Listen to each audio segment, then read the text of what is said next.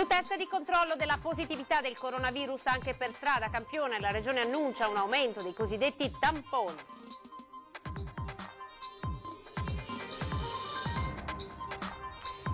Difficili da trovare sul mercato mondiale prodotte all'estero, le mascherine protettive potrebbero presto essere prodotte anche nella nostra regione. Benzinai in crisi per effetto della stretta del governo anche alla circolazione sulla strada. Il nostro reportage a Marghera. Misura di contenimento, l'altra faccia della medaglia. Molti degli anziani residenti in quartiere Pertini sono rimasti in totale solitudine. E dopo un calo considerevole l'appello del governatore del Veneto, stanno riprendendo le donazioni di sangue in provincia di Venezia. L'appello di non smettere proprio in questo momento. Altre 18 denunce da parte dei carabinieri nel veneziano verso chi non osserva le disposizioni di contenimento del contagio. Iniziativa di un gruppo di imprenditori lidensi per vincere la battaglia contro il coronavirus, creato un gruppo social per raccogliere informazioni da fonti ufficiali, richieste di aiuto e molto altro. Edizione veneziana dei nostri notiziari, buonasera, ben ritrovati. In apertura la notizia che ha dato oggi il Presidente della Regione Luca Zaia, ovvero faremo più tamponi on the road, quindi su campioni scelti così a caso, ed è un po' quello che di fatto anche gli stessi veneti stanno chiedendo a gran voce, e così sarà. Nei prossimi giorni capiremo con quale modalità verranno effettuati. Avviso già i cittadini che faremo anche dei tamponi on the road, ce li faremo fuori dai supermercati, al personale dei supermercati e altri, perché più positivi identifichiamo e più ne isoliamo, meno diffusione del virus abbiamo. Per ora questo sistema ci ha premiati, continueremo così. Più positivi si trovano, più se ne isolano e meno si diffonde il virus. Per questo la Regione Veneto intende aumentare l'uso dei tamponi per rilevare la presenza del coronavirus. Con 4.817 test per milione di abitanti, il Veneto è già in proporzione la prima comunità al mondo per numero di tamponi e non intende fermarsi. Importanti novità sono poi in vista per quanto riguarda le mascherine protettive, difficili da trovare, che in questo momento la Regione è costretta a cercare dal Sudafrica alla Cina all'America Latina. Ci stiamo attrezzando per fare in modo di vedere se riusciamo a produrre qualcosa di innovativo da buoni veneti in alternativa a quello che non c'è. Perché questa è la triste verità. Mancano respiratori. Questa notte abbiamo forse trovato una fornitura di respiratori meccanici che salvano la vita in Svizzera. Il coronavirus non si sposta da solo, cammina con le persone. Per questo si continuerà ad uscire di casa solo in caso di necessità e ad evitare qualsiasi assembramento. Una strategia che ha bisogno della collaborazione di tutti e che starebbe già iniziando a dare risultati. Se i veneti continuano così, forse riusciremo fra 3 o 4 giorni a avere dei dati che ci possano anche cominciare a dire se c'è una timida luce in fondo al tunnel. Però è fondamentale non abbassare la guardia.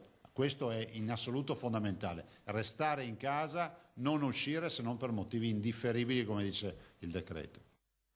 La Regione dunque effettuerà più controlli, nel frattempo continua il supporto logistico della Protezione Civile alle strutture ospedaliere.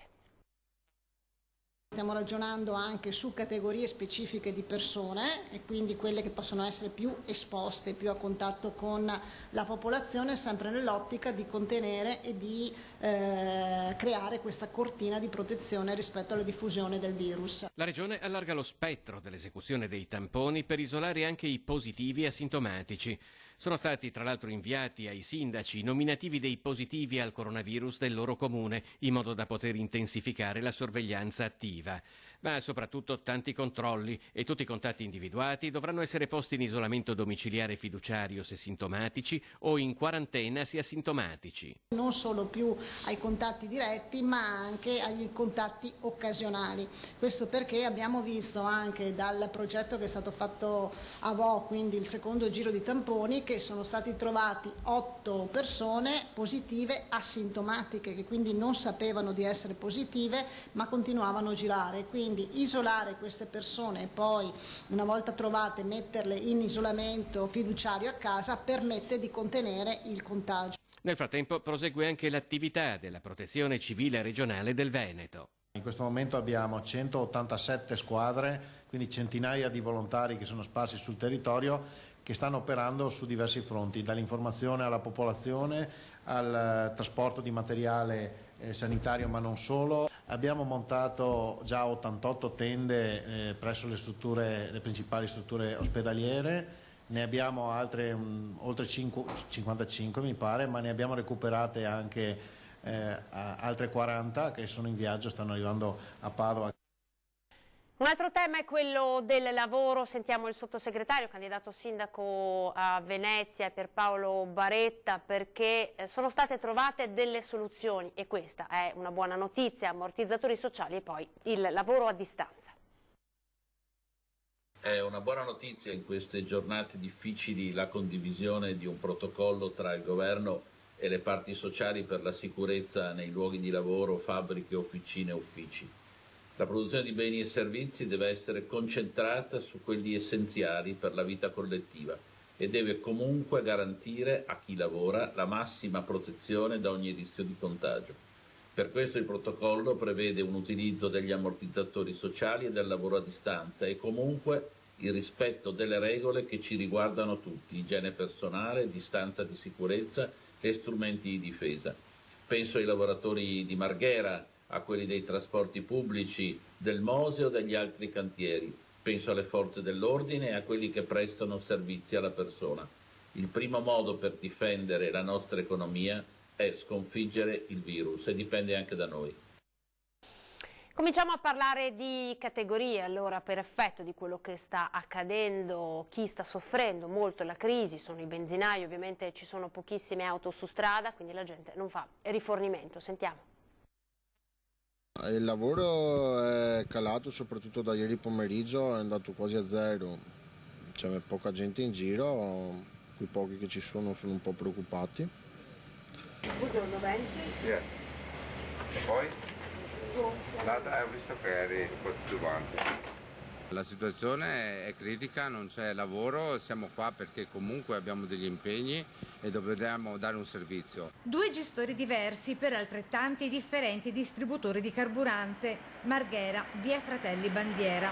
Per i due benzinai che continuano a tenere aperto, altrettanti hanno invece già chiuso, anche se temporaneamente, uniti dalla stessa storia. La gente non può muoversi se non per comprovate necessità. Ecco che se l'uno resiste perché fornito di GPL... Qualcosa c'è, qualcuno che magari va a lavoro, si ferma, non è zero, però siamo proprio ai minimi storici. L'altro sa già che sarà costretto a chiudere se le vicine aziende lo anticiperanno, vista soprattutto la stretta dei voli del traffico aereo. Con la speranza che lunedì ci sia un po' di movimento perché non arrivano e non partono nessun tipo di aeroplano, perciò è inutile. Lei tiene aperto qui, però diceva la gente viene per 5, 10, 20 euro di benzina. Fanno il minimo indispensabile, comunque hanno già fatto ieri e l'altro ieri il pieno e oggi ci sono quelli che vengono a fare gli arrotondamenti, 10 euro e 5 euro, tanto i motorini, ecco queste cose qua, niente di più. Il nostro reportage da Viale Fratelli Bandiera a Marghera, adesso invece andiamo in quartiere Pertini perché se dobbiamo restare a casa purtroppo ci sono molti anziani che stanno vivendo questa fase in totale solitudine. Gli anziani sono estremamente in difficoltà in questi momenti. La paura è quella che prevale e poi c'è la solitudine, perché molti sono anziani soli e noi come comitato del quartiere cerchiamo in qualche maniera di alleviare questa solitudine portando loro dei libri, delle riviste, ci mettiamo a disposizione per se ci sono necessità, ma la situazione comunque anche nel nostro quartiere è veramente grave. Le disposizioni le rispettano, ma questo momento è particolarmente difficile per le persone anziane i cui familiari magari vivono altrove e lontano.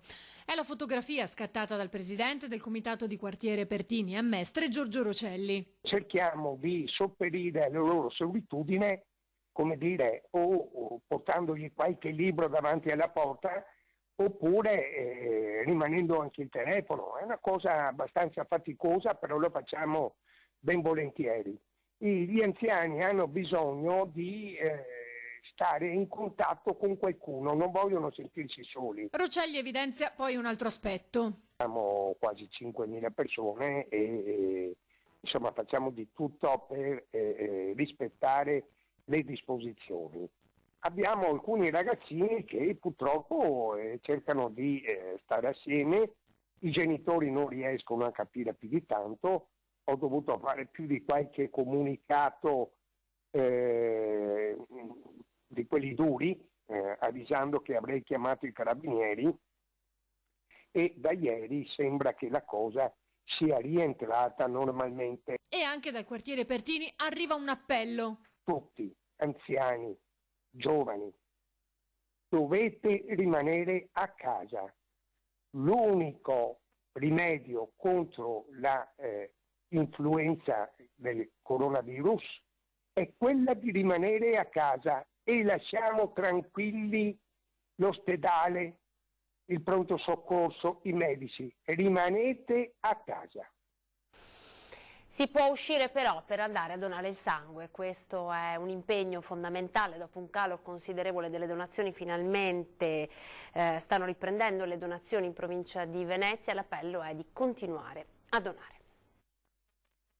La raccolta nella provincia di Venezia nelle ultime 4 settimane è stata molto sofferente. Possiamo considerare di aver perso ogni settimana almeno 200 unità di sangue, che se le riproporzioniamo nel mese diventano 800 sacche al mese di sangue in meno che abbiamo potuto dare ai nostri ammalati. Adesso diventa importante tornare ai centri trasfusionali, tornare a donare in tutta sicurezza. Nonostante i dati poco confortanti delle ultime settimane nella provincia di Venezia, dopo l'accorato appello del presidente Zaia nei giorni scorsi a non smettere di donare il sangue, c'è stato un cambiamento di rotta. Finalmente le donazioni nei centri trasfusionali stanno riprendendo. In questo momento è importante poter gestire la situazione spalmandola durante le settimane e durante i prossimi mesi. Vi preghiamo quindi di chiamare oppure di prenotarvi attraverso il sito di Avis Provinciale. Vi ricordo la www.prenotaladonazione.it, che è il luogo dove ci si può prenotare, oppure telefonando a Avis Provinciale. Questo per poter arrivare scaglionati e non creare assembramenti. I donatori sono una figura importantissima in questo momento. Aiutiamo i centri trasfusionali, i dottori e le infermiere di questi centri a poter lavorare nel modo corretto e secondo le norme. I centri trasfusionali sono luoghi protetti. Per poterlo essere bisogna seguire determinati comportamenti. Vi chiediamo quindi di avere pazienza e di operare come vi viene consigliato. Continuano controlli e denunce da parte dei carabinieri verso chi non osserva le disposizioni. Sono 18 le denunce fatte dai carabinieri nelle ultime 24 ore in provincia di Venezia per la violazione degli obblighi fissati dal governo per fronteggiare l'emergenza coronavirus.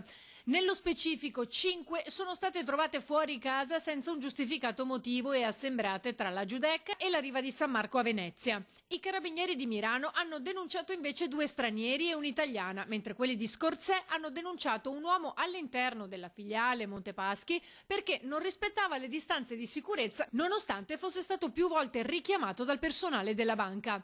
6 le denunce dei carabinieri di San Donà e 2 dei militari di Meolo. Sono stati intensificati anche i controlli nelle aree commerciali autorizzate a rimanere aperte per i servizi essenziali. Nei pressi del parcheggio di un supermercato di Oriago, una coppia ha sorpreso un uomo che gli aveva aperto l'auto appropriandosi del borsello all'interno. Il ladro poi è fuggito abbandonando la refurtiva.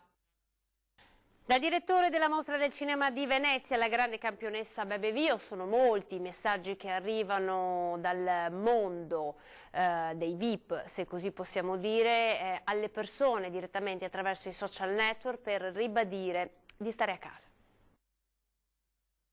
È un periodo difficilissimo, lo è per tutti, siamo tutti chiusi in casa, è difficile vivere da soli, isolati, senza i contatti con i parenti. Non bisogna disperare, bisogna essere ottimisti, bisogna avere molta pazienza. Il direttore della Mostra Internazionale d'Arte Cinematografica di Venezia, Alberto Barbera, in esclusiva per le nostre emittenti, lancia un messaggio di incoraggiamento ai cittadini. Barbera è capofila di molti personaggi come la grande campionessa paraolimpica mondiale Bebe Vio di Mogliano Veneto o il portiere del Genova Football Club Federico Marchetti, originario di Bassano del Grappa. Barbera ci dà anche una notizia: la preparazione della Mostra del Cinema non si ferma. Sto lavorando, ricevo tantissimi link di film per la selezione del Festival di Venezia, vuol dire che nessuno si ferma, vuol dire che siamo speranzosi, che tutto si risolverà nel giro di qualche settimana. La Mostra del Cinema per fortuna è prevista a settembre, quando il coronavirus sarà, speriamo, soltanto un bruttissimo ricordo, però felicemente risolto. C'è poi il sorriso contagioso, carico di valori positivi, di dolcezza ma anche di forza, di Bebe Vio a lanciare un'insolita sfida culinaria attraverso il suo profilo di Instagram. Abbiamo ufficialmente capito cosa dobbiamo imparare a fare in questa quarantena e io sono fortissima in cucina. Non è vero. Sono veramente forte in cucina. Bugia di nuovo. E quindi Sole mi insegnerà a cucinare e oggi faremo una ricetta classica. Chef Sole, ricetta classica, crepe. E ancora i social network, questa volta vi raccontiamo l'iniziativa di un gruppo di imprenditori del Nido che ha creato un gruppo social per raccogliere informazioni, ovviamente da fonti ufficiali, ma anche per tenere in contatto le persone e così insomma rendersi disponibili anche per una parola in più. Covid-19 è un nome che adesso fa paura, ma Covid-19, oltre al virus, può diventare anche l'anagramma di un invito che va in senso opposto e significa come vincere la diffusione. Un gruppo di imprenditori veneziani e lidensi, guidati da Antonio De Martino, ha raccolto la sfida e ha creato un gruppo di Facebook che si chiama proprio così, come vincere la diffusione. Abbiamo creato una pagina Facebook nominata Coesione per vincere la diffusione Covid-19, attraverso la quale possiamo confrontarci, informarci ed aiutarci in base alle proprie esigenze.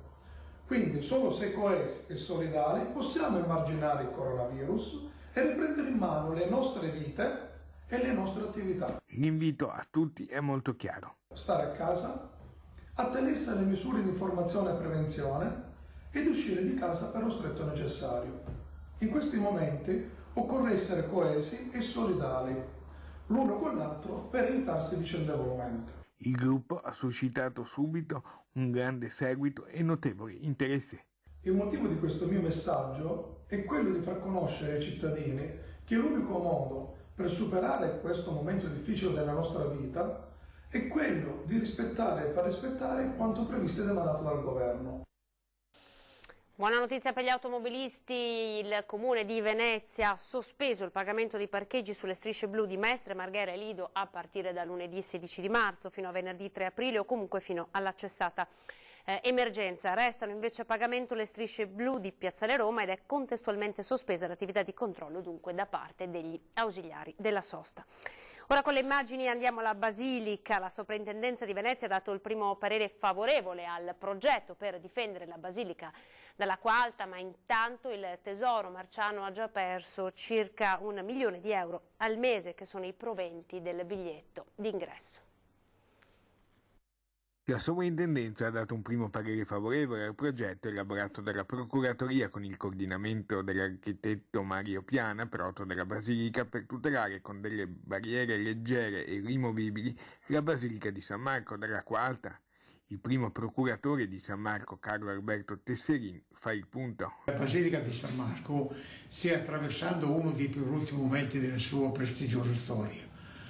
Abbiamo messo in fila prima la grande acqua alta del novembre di quest'anno, che succedeva a quella dell'ottobre dell'anno precedente, e dopo adesso questa sciagura terribile legata alla condizione che stiamo vivendo in condizioni drammatiche a livello veneziano, a livello veneto, a livello nazionale e a livello mondiale. Dopo l'emergenza acqua alta di novembre c'è un primo passo incoraggiante perché il dramma vissuto non si ripeta più. Abbiamo ottenuto proprio in questi giorni un parere positivo da parte della Sovrintendenza di Venezia e contiamo che questo si possa realizzare nel più breve tempo possibile per affrontare quello che sarà il novembre di quest'anno in maniera tale da essere più tranquilli di quanto non è avvenuto in passato. Prima la quarta eccezionale, ora il coronavirus che ha chiuso l'ingresso a tutti, compresi i turisti, alla Basilica di San Marco e al Tesoro Marciano, una misura necessaria che produce però un mancato introito di circa 1 milione di euro ogni mese. È importante per tutti noi non perdere la fiducia e la speranza. L'impegno che dobbiamo metterci, noi ce lo mettiamo perché abbiamo 80 dipendenti che lavorano con noi, che ci danno la forza di tenere la Basilica. Ed ora con le immagini al Lido, all'isola di Pellestrina, dove vi raccontiamo un'agile inchiesta della municipalità che ha rilevato la presenza di un centinaio di alloggi sfitti. Un centinaio di alloggi pubblici che potrebbero essere assegnati velocemente alle famiglie che ne hanno bisogno, ma le case rimangono sfitte. Lo rileva un'indagine della municipalità del Lido Pellestrina. Le case si trovano appunto al Lido Pellestrina, ma anche nel centro storico di Venezia e nelle altre isole dell'estuario. Bisogna considerare come nel nostro territorio, ma anche nella città insulare, ci sono moltissime case sfitte e o che con piccoli restauri potrebbero essere assegnate. La crisi economica che seguirà a quella sanitaria dovrà imporre a tutte le istituzioni una seria riflessione. L'emergenza attuale fa comunque individuare le priorità più importanti da perseguire. Venire incontro alle esigenze economiche di chi avrà perso il lavoro, di chi avrà perso inevitabilmente gran parte del proprio fatturato per quanto riguarda gli autonomi, insomma di tutte quelle persone che a seguito dell'emergenza coronavirus si ritrovano ad avere difficoltà anche con il pagare gli affitti e con l'avere effettivamente un tetto sopra la testa. Questo è uno dei problemi principali che andrà affrontato immediatamente al termine dell'emergenza. Avete sentito dunque Lido e Isola di Pellestrina. Con l'informazione dell'edizione veneziana dei nostri notiziari abbiamo terminato. Io vi ricordo che alle 19:30 ci sarà in diretta qui nei nostri studi il presidente Luca Zaia. Grazie per essere stati ancora una volta in nostra compagnia. Vi lascio alle previsioni del tempo. Arrivederci.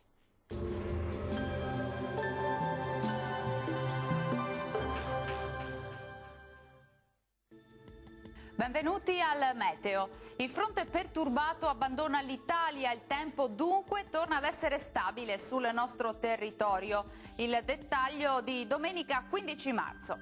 Sul Veneto torna il bel tempo dopo un sabato alquanto piovoso, sarà decisamente più soleggiato dappertutto e il cielo si presenterà al massimo poco nuvoloso.